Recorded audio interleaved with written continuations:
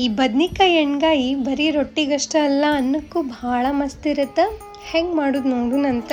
ಫಸ್ಟಿಗೆ ಒಂದು ಬಾಣಲಿ ಕಾಯಕ್ಕಿಟ್ಟು ಶೇಂಗಾ, ಎಳ್ಳು, ಒಣ ಕೊಬ್ಬರಿನ ಸೆಪ್ರೇಟಾಗಿ ಹುರಿದಿಟ್ಕೊಳ್ರಿ.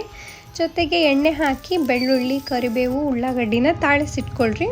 ಒಂದು ಜಾರ್ ಒಳಗೆ ಹುರಿದಿಟ್ಟಿರೋ ಎಲ್ಲ ಸಾಮಾನು ಹಾಕ್ಕೊಂಡು ಜೊತೆಗೆ ತೊಳೆದಿಟ್ಟಿರೋ ಹುಣಸೆ ಹಣ್ಣು, ಉಪ್ಪು, ಮಸಾಲೆ ಖಾರ, ಬೆಲ್ಲ ಹಾಕಿ ನೀರು ಹಾಕದೆ ರುಬ್ಬಿ ಮಸಾಲೆ ರೆಡಿ ಮಾಡ್ಕೊಳ್ರಿ. ಮಸಾಲೆ ಖಾರ ಇಲ್ಲಾಂದರೆ ಒಣ ಖಾರ ಮತ್ತು ಗರಂ ಮಸಾಲ ಹಾಕೋಬೋದು.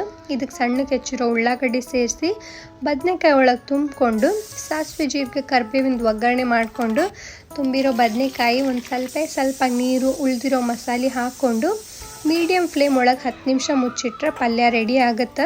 ನಾನು ಇದಕ್ಕೆ ಬಳಸಿರೋ ಮಸಾಲೆ ಖಾರ ಹಾಗೆ ನಿಂಬೆಕಾಯಿ, ಉಪ್ಪಿನಕಾಯಿ, ಉಳ್ಳಾಗಡ್ಡಿ ಸಂಡಿಗೆನ ರಿತೇಶ್ ಎಂಟರ್ಪ್ರೈಸಸ್ ಧಾರವಾಡ ಇವ್ರ ಕಡೆ ತರಿಸ್ಕೊಂಡಿದ್ದೆ.